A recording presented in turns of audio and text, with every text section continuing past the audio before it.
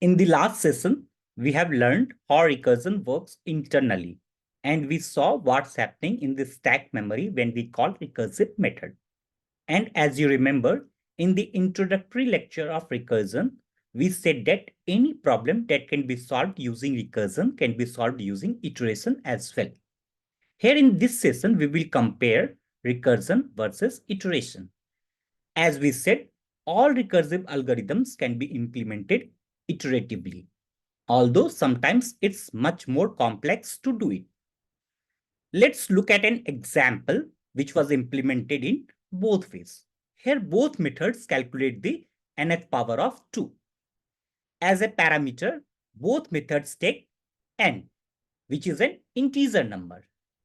In the recursive function over here, we have if condition, which is a base condition to stop infinite loop. And then if the condition is not satisfied, the function calls itself recursively and returns power of 2. In the iterative function over here, we start by creating two variables, I and power. So while I is less than n, it multiplies power with 2. And in each iteration, I is increased by 1. So if you look at this piece of code carefully, we can see that recursion code is easy to write compared to iterative code. You might not notice it here in this code because it's very simple function. But there are many situations that converting a recursive function to an iterative function is extremely difficult.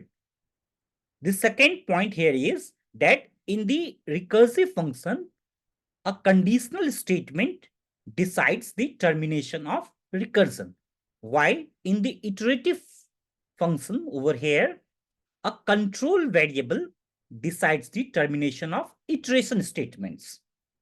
So in this case, where the value of I decides the termination, here in the recursive function, infinite recursion can lead to system crash, whereas in iterative function, infinite iteration consumes CPU cycles.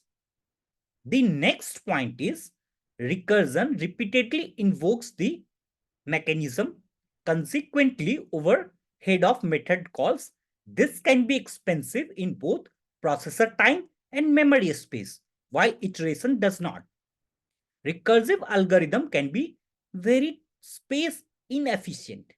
As we explained previously, each recursive calls adds a new layer to the stack, which means that if your algorithm resources to the depth of n, it uses at least O(n) memory. For this reason, it's better to implement recursive algorithm iteratively. So the question is, does iteration look always better than recursion? The answer is no. Each of these calls has its own advantages. We can use recursion, especially in the cases we know that a problem can be divided in similar subproblems. And when we deal with that in structures like trees and graphs, the uses of recursion is more efficient.